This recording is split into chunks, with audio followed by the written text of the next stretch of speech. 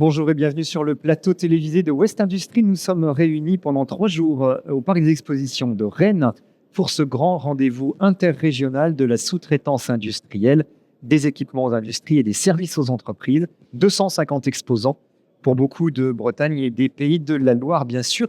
Et puis sur ce plateau télévisé, des chefs d'entreprise, des acteurs économiques réunis autour de moi pour évoquer les grands sujets qui concernent l'industrie aujourd'hui. Parmi ces sujets, parmi les perspectives de développement éventuelles, on va en discuter avec mes intervenants. L'hydrogène, sujet dont on parle très souvent, avec des enjeux de production, de stockage, et puis bien entendu de transport et surtout d'usage. Quel marché pour les sous-traitants? C'est la question à laquelle nous allons essayer de répondre avec mes deux intervenants. Je commence par vous présenter Élodie Boilleux. Bonjour Élodie. Bonjour. Vous êtes chargée de la filière hydrogène à Bretagne Développement Innovation. C'est l'agence de développement économique de la région Bretagne, une 50aine de collaborateurs. Vous accompagnez le développement des filières innovantes, entre autres missions, selon une feuille de route fixée par la région et dans laquelle, miracle, figure l'hydrogène renouvelable. L'hydrogène renouvelable, on en reparle dans quelques instants. Et Élodie, chez vous, à Bretagne Développement Innovation, l'hydrogène est ce qu'on appelle un grand projet structurant. C'est-à-dire? Tout à fait. Grand projet structurant. Donc, l'Agence de développement économique, le BDI, donc Bretagne Développement et Innovation, a pour objectif d'accompagner les entreprises sur des filières d'avenir créatrices d'emplois. Et pour structurer notre action, nous organisons autour de grands projets structurants. L'hydrogène renouvelable en est un, mais il y en a d'autres tels que la cybersécurité, les énergies marines renouvelables, l'agroalimentaire et la propulsion par le vent, par exemple. Des sujets sur lesquels, importants pour l'avenir de l'économie régionale et sur lesquels il y a de la compétence et de l'expertise ici dans cette région. Complètement. Yannick Villeneuve, vous êtes chargé d'affaires à l'Institut Maupertuis. Bonjour Yannick. Institut Maupertuis, centre de recherche technologique sur les procédés innovants métallurgiques. Vous êtes basé à Bru. Quelle est votre mission? Quels sont vos métiers? Oui, merci de me laisser la parole. Donc, nous sommes une vingtaine, donc moins nombreux que BDI, basés à 5 km d'ici, à Bru. Et nous sommes un centre de ressources technologiques dans les domaines, comme vous dites, innovants, que ce soit le soudage, alors soudage laser, soudage par friction malaxage, aéronautique, notamment pour le soudage par friction malaxage. Et puis, nous avons aussi une filière fabrication additive filaire, arc-fil et laser-fil. Donc, des procédés innovants. Historiquement, quand nous avons été créés il y a un peu plus de 20 ans, nous avions une mission d'intérêt général essentiellement financée par Rennes Métropole et la région. Maintenant, ça reste une petite partie de notre activité en termes de finances. Nous travaillons essentiellement avec des grands groupes, des grosses sociétés essentiellement françaises sur différentes problématiques, que ce soit dans le domaine de pétrole, aéronautique, etc. En mode prestation de service, donc sur des projets en mode recherche et de développement. Prestation de service, en mode projet collaboratif. Ouais. Et puis, pour quelques petites sociétés qui nous sollicitent, nous avons aussi des dispositifs avec notre équipe de mission d'intérêt général. Pour info, je précise, on a un stand au E02 ici, si vous voulez le rencontrer. Donc, ça permettra d'avoir une réponse pour les cadrages petites entreprises. Voilà, les entreprises qui souhaitent avoir recours à l'Institut Maupertuis. Alors, on va reprendre le sujet au début parce que c'est toujours important de savoir exactement de quoi on parle. L'hydrogène, avec plein d'éléments qui peuvent être raccrochés à ce mot-là, c'est l'hydrogène vert, des enjeux de production, l'hydrogène, à quoi ça sert? En fait, de quoi on parle quand on parle d'hydrogène aujourd'hui? Tout à fait. C'est fondamental de revenir à ces éléments-là. Donc déjà, hydrogène, H2. Donc en fait, techniquement, on devrait parler de dihydrogène, mais dans le langage courant, nous allons parler d'hydrogène. C'est important à noter. L'hydrogène, c'est la molécule la plus présente dans l'univers. Donc c'est aussi important. Le Soleil, c'est une usine à hydrogène. Donc on mesure bien le potentiel énergétique de l'hydrogène. Donc aujourd'hui, l'hydrogène, on en parle beaucoup parce qu'on considère que c'est un vecteur énergétique qui peut être un levier d'action pour la décarbonation de l'industrie. Alors, pourquoi vecteur d'énergie? Et non pas énergie. Tout à fait, parce qu'en fait, l'hydrogène a l'immense avantage de pouvoir être stocké, transporté et ensuite utilisé. Maintenant, quand on parle d'hydrogène, effectivement, nous avons tendance à associer à l'hydrogène beaucoup de couleurs. Et logiquement, nous ne sommes plus censés utiliser toutes les couleurs vert, gris ou autres. Ce que nous devons retenir, c'est qu'il y a de l'hydrogène carboné ou décarboné. Aujourd'hui, et c'est ça qu'il faut voir aussi, c'est que 95% des usages d'hydrogène dans le monde, c'est de l'hydrogène carboné.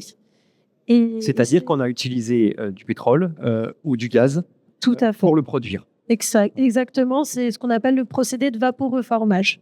Et donc, c'est 95 millions de tonnes dans le monde. Donc, effectivement, l'objectif aujourd'hui, c'est de transformer avant tout cet hydrogène carboné et de le remplacer par de l'hydrogène décarboné. Et quel est-il ? Donc, et comment le produit-on ? C'est essentiellement aujourd'hui la technologie de l'électrolyse qui est visée. Et l'électrolyse, ça consiste en quoi ? Vous prenez de l'eau, vous cassez la molécule d'eau et vous obtenez H2O. C'est par H2 et O. Vous obtenez d'un côté de l'hydrogène, de l'autre côté de l'oxygène. À partir de là, il est important de noter que pour casser une molécule d'eau, il faut de l'énergie. Et si cette énergie n'est pas décarbonée, on ne résout pas vraiment le problème. Exactement. Donc, hydrogène décarboné, notamment ce qu'on appelle électrolytique, parce que produit grâce au procédé de l'électrolyse, est décarboné s'il vient d'énergie décarbonée. Voilà, et donc en l'occurrence, par exemple en France, de notre électricité nucléaire, donc décarbonée, ça peut être d'autres sources d'énergie. Voilà, alors les énergies décarbonées, ça peut être effectivement l'énergie nucléaire, c'est le cas en France, et puis aussi tout simplement les énergies renouvelables, donc le solaire, les panneaux photovoltaïques, voilà, tout ce qui existe. Donc on considère que cet hydrogène, dans la mesure où il a été produit de manière décarbonée, représente une perspective, une opportunité intéressante pour nous. Pourquoi faire ? Écoutez, on a des enjeux, notamment d'être net carbone d'ici 2050. Ça, c'est l'enjeu en France. Aujourd'hui, on en est loin. On a encore 2/3 de notre énergie qui est carbonée en France. Donc, vous voyez qu'on a un grand chemin à parcourir. Et pour décarboner aussi nos usages, que ce soit industriels ou de mobilité, nous avons aussi besoin de solutions. Alors, on peut bien entendu électrifier un grand nombre d'usages, ça c'est certain. Mais aujourd'hui, notamment dans certains procédés d'industrie lourde, nous utilisons l'hydrogène pour atteindre certains niveaux de combustion, plus de 600 degrés, qui peuvent être électrifiés. Et il y a également de l'hydrogène matière qui est utilisé dans le procédé même de production. Je peux citer la chimie, la métallurgie, la verrerie, etc. Donc, le premier objectif en France, ça va être déjà de décarboner avec le vecteur hydrogène ces industries. Donc là, c'est déjà un levier fort. Voilà. Et quand on parle d'hydrogène qui sert à la décarbonation, on parle en réalité d'électricité. Oui. On est bien d'accord sur le fond. Voilà. Notamment dans le cas d'hydrogène électrolytique, tout à fait. C'est-à-dire produit à partir d'électrolyse. Je préfère préciser parce qu'il y a différentes typologies de production, de fabrication de l'hydrogène. Et l'autre enjeu fort de l'hydrogène, c'est de contribuer à décarboner la mobilité. Voilà. Donc ça, c'est l'objectif français. Aujourd'hui, au niveau national, il y a une feuille de route qui a été mise en place en 2020, qui vient d'être révisée et sortie en avril, et qui promet notamment une dotation de 9 milliards d'euros pour accompagner cette décarbonation de l'industrie et de la mobilité grâce au vecteur hydrogène. Voilà.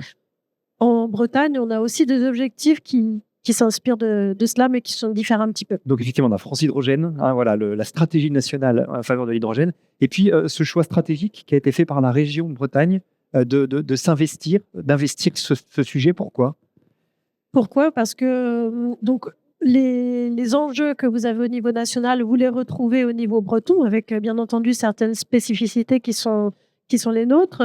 La Bretagne, en quelques chiffres clés, c'est 20%, en fait, on ne produit que 20% de l'énergie que l'on consomme. Donc, on a un fort enjeu à ce niveau-là. Je renvoie au pacte électrique breton de 2010. Et aussi, on a un objectif à 2050 de diviser par 4 nos émissions de gaz à effet de serre. Donc là aussi, l'hydrogène, c'est très intéressant pour nous comme levier d'action, toujours pour les mêmes objectifs, décarboner, créer de l'emploi, accompagner les entreprises vers des filières innovantes Et il faut voir qu'on a des spécificités bretonnes qui nous sont propres, notamment tout ce qui est compétences dans les domaines des smart grids, du composite, de la... Voilà. Alors, aussi, effectivement, je peux prendre un petit peu le relais. Dans le domaine des recherches avancées, quand on est en concept initial jusqu'au démonstrateur ou à la preuve de concept, le tissu industriel propose pas de solution ou très peu de solutions. On a affaire dans ce cas-là à des organismes comme l'Institut pour développer des solutions, que ce soit sous contrat passé directement avec nous, que ce soit sous projet collaboratif. Et ça permet de pousser les lignes, de trouver des solutions là où il n'y a pas à ce jour de solution. Je vous prends des exemples. Ça peut être, comme on a eu par le passé, des soudages sur piles à combustible. Ça peut être des soudages sur des réservoirs forte pression qui ne sont pas forcément dédiés à l'hydrogène, mais où la problématique est la même. Et là, notre rôle, c'est d'intervenir toujours sous notre responsabilité association et non pas entreprise, pour conseiller, orienter, faire des preuves de concept, faire des démonstrateurs et amener la technologie à une maturité qui permet d'avoir demain des solutions que l'on n'a pas aujourd'hui.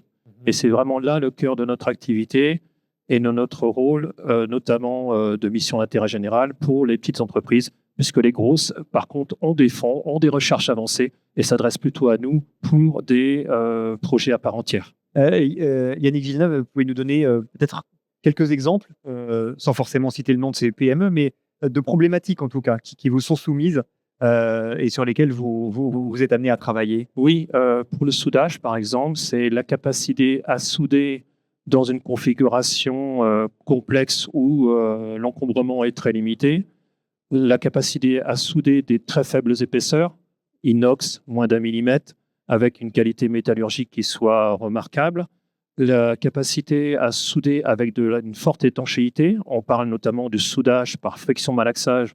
On est équipé de robots pouvant souder des formes en 3 dimensions, avec des systèmes de soudage qui viennent malaxer la matière aluminium à l'état pâteux. Donc, c'est très apprécié dans le domaine aéronautique aérospatial, mais on a eu des cas d'application justement d'un réservoir forte pression en aluminium. Donc, tout ça, ça contribue, cet écosystème technologique, à faire avancer les lignes et à proposer des solutions que les industriels, y compris les petites PME, n'ont pas à disposition. Oui, tout à fait. Dans cette région, pardon. Juste, je complète, ce savoir-faire justement qui est mis en avant là, par l'Institut Maupertuis est fondamental pour la filière hydrogène, parce que la molécule d'hydrogène est très petite, corrosive, et sans justement cette compétence en termes de soudure et de fabrication additive, on manque de solutions pour pouvoir développer les briques technologiques qui vont permettre demain de développer des usages. En région Bretagne, par exemple dans le secteur des mobilités que vous évoquiez tout à l'heure, un certain nombre de projets sont déjà engagés, peut-être pas encore aboutis, mais en tout cas engagés et prometteurs. Vous pouvez nous donner quelques exemples? Oui, donc nous avons en région Bretagne environ 150 déjà entreprises, donc acteurs de la recherche, de l'innovation qui œuvrent quotidiennement au niveau de la filière hydrogène, et cela se traduit notamment par une 50aine de projets sur le territoire. Donc des projets qui sont que l'on peut qualifier de boucles, c'est-à-dire vous avez sur le territoire de la production d'hydrogène. Par exemple, il y a un site de production d'hydrogène renouvelable à Bulléon dans le 56, opéré par Life. Enfin, c'est une usine Life. Et donc ensuite, vous avez de la distribution et de l'usage. Donc vous avez ainsi une boucle au niveau de Lorient Agglomération, où vous aurez à arriver de septembre prochain des bus qui vont arriver, qui seront mis en usage. Vous avez aussi une boucle en devenir au niveau d'Armor, au niveau de la côte nord, Saint-Brieuc, Saint-Malo, voilà des exemples de ce type. Et vous avez également quelques cas industriels et des usages aussi qui sont développés. On a 3 entreprises que l'on appelle pure player, donc ça veut dire qu'ils se développent maintenant uniquement leur activité à partir du développement hydrogène. Donc les entreprises, ce sont H2X Écosystème, EHM, Motoriste, et H2Grem qui développe des solutions notamment d'autoconsommation pour des bâtiments et mobilité douce. Oui. Et H2X, ils interviennent plutôt sur tout l'écosystème. Donc ces entreprises-là aujourd'hui développent des compétences, des briques technologiques qui sont d'ores et déjà commercialisées en France certes, mais aussi beaucoup à l'international où la filière d'hydrogène se développe énormément. l'hydrogène donc, qui sert sur les mobilités roulantes sur route, mais qui peut servir aussi dans le maritime. Et là, on est au croisement des filières. Il y a des projets dans cet univers-là. Tout à fait. C'est important pour la région de Bretagne de bien insister sur l'accompagnement de la filière maritime, tout simplement parce que déjà, il y a un besoin. L'hydrogène, au niveau de la mobilité, avant tout, il s'agit d'adresser des filières, des mobilités intensives. Donc, au niveau maritime, ça en fait partie. Et on a aussi toute une chaîne de compétences complète de construction et maintenance, réparation navale en Bretagne. Donc, il s'agit de conserver cette industrie sur le territoire et on voit à quel point c'est important. Donc, typiquement, la Bretagne s'engage notamment en investissant dans des bateaux, l'acquisition de bateaux pour sa flotte propre, notamment la desserte des îles. Il y a un projet en cours qui s'appelle le bateau de navire à passagers de l'île d'Ar, donc 180 passagers, où l'objectif, c'est justement de transformer la propulsion de ce bateau à horizon 2027-2028 pour avoir une propulsion pile à combustible hydrogène. Il y en a beaucoup d'autres, mais je ne vais pas tous les citer. Voilà. En tout cas, on sent que les choses sont en train de bouger. Il y a un tissu aujourd'hui d'expertise et de compétences scientifiques, techniques, ça c'est votre métier, qui apparaît aujourd'hui autour de ces sujets. Oui, tout à fait. Dans le domaine toujours soudage et fabrication additive, on voit des changements de paradigme. Je vais vous donner des différents exemples qui ne sont pas liés à l'hydrogène, mais qui permettent de dresser un tableau. Vous avez le domaine aéronautique et aérospatial qui bouge beaucoup.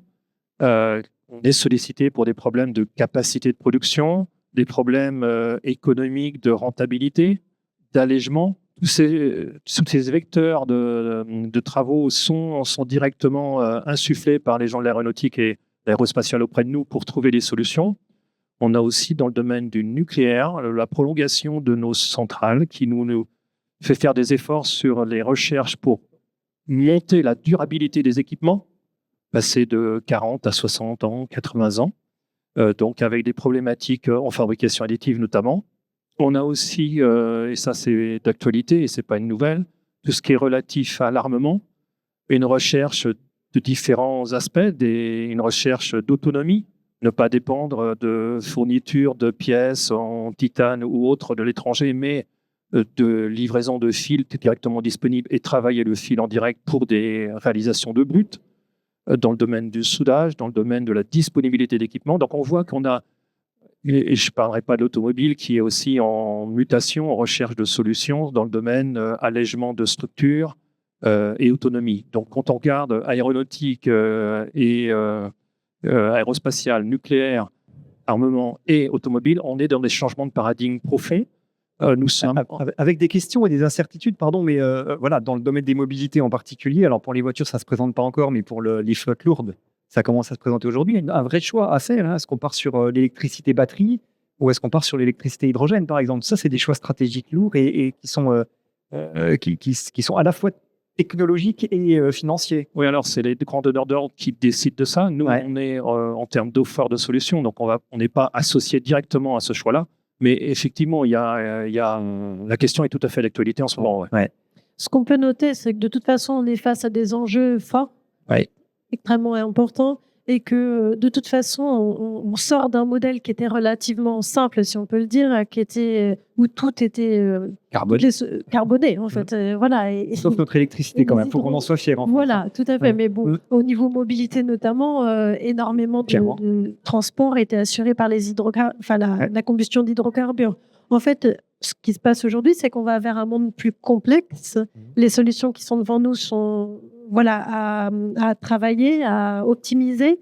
Effectivement, énormément d'usages seront demain électrifiés, mais c'est très bien. Simplement, certains ne le peuvent pas. Et c'est pour ça qu'il faudra avant tout travailler, comprendre l'usage, travailler aussi la sobriété. Et ensuite, quand on ne peut pas électrifier, aller chercher d'autres solutions. Et le vecteur hydrogène en fait partie. Et c'est aussi un enjeu, et je tiens à le rappeler, de souveraineté pour nos territoires, souveraineté énergétique, souveraineté aussi technologique. On le voit bien avec l'enjeu de conserver des savoir-faire tels que celui de l'Institut Maupertuis sur le territoire.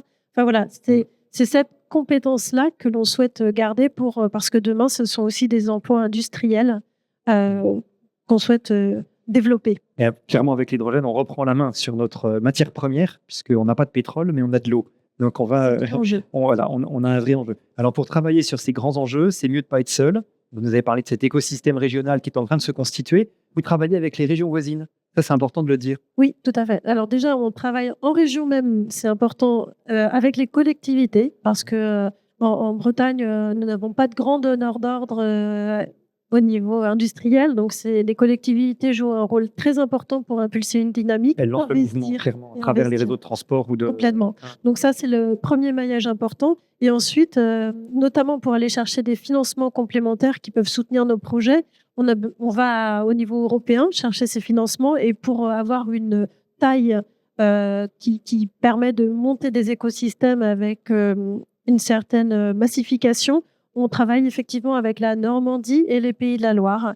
Donc, à 3 régions, ça fait maintenant depuis 2 ans qu'on commence à réfléchir. À l'occasion du salon Evolution, salon national de l'hydrogène, il y a 2 ans, donc les 3 régions avaient annoncé leur souhait de collaborer. Ça perdure. Donc, on a déjà fait une candidature à l'Europe qui, pour l'instant, n'a pas porté ses fruits. On continue avec des travaux d'études et on la poursuit dans cette direction. Evolution au salon Paris que vous évoquez, vous y étiez à nouveau en janvier dernier. C'est important d'être à ce genre de rendez-vous international. Tout à fait, parce que c'est un lieu de rendez-vous pour les entreprises. Elles peuvent y rencontrer à la fois des fournisseurs et des clients. On a une ouverture à l'international, comme vous l'indiquez, qui est très importante parce qu'aujourd'hui, l'international nous porte aussi au niveau de l'hydrogène. On a bien vu que ce soit en Chine, aux États-Unis ou de nombreux pays, cette dynamique est très forte. Donc, c'est aussi demain des marchés pour les entreprises bretonnes. Donc, oui, nous restons très attachés à notre présence sur ce salon. Et puis, un rendez-vous régional qu'il faut annoncer, qu'il ne faut surtout pas oublier, qu'il faut bien noter dans ses tablettes, le 25 septembre, la 2e édition du Brittany Day. Oui, Brittany Day, qu'est-ce que c'est ? En quelques mots, l'idée, c'est d'expliquer aux acteurs économiques bretons les solutions que peut apporter le vecteur hydrogène pour développer leurs activités, mais aussi les décarboner. Donc, c'est vraiment les 2 aspects. Et on traitera tout ce qui est décarbonation de l'industrie diffuse, c'est-à-dire les industries typiquement bretonnes, l'agroalimentaire ou autres. Donc, toutes ces industries de transformation où le vecteur hydrogène peut apporter des solutions de flexibilité et justement d'économie en termes de consommation énergétique. Et puis, au-delà de ça, on va aussi montrer, via un village des solutions, il y aura beaucoup de tests et de solutions présentées le jour même, donc des solutions de mobilité ou de briques technologiques. Et vous y serez bien sûr, Yannick Villeneuve. Il y a de fortes chances. Avec l'Institut Maupertuis qui sera présent. Donc, on a noté dans l'agenda 25 septembre et ça aura lieu à Lorient. À Lorient. Lorient Agglomération et Lorient où il y a aussi beaucoup de solutions de bateaux hydrogène, notamment qui seront présentées le jour même. Donc, Lorient Agglomération au niveau de la Cité de la Voile. Nous avons évoqué quelques-uns des enjeux autour de l'hydrogène. On aurait pu en parler encore beaucoup plus longtemps tellement le sujet est vaste et prometteur aussi. En tout cas, il y a un vrai sujet pour nos industriels ici en région, en Bretagne et Pays de Loire. Merci Élodie Boileux, chargée de la filière hydrogène à Bretagne Développement Innovation.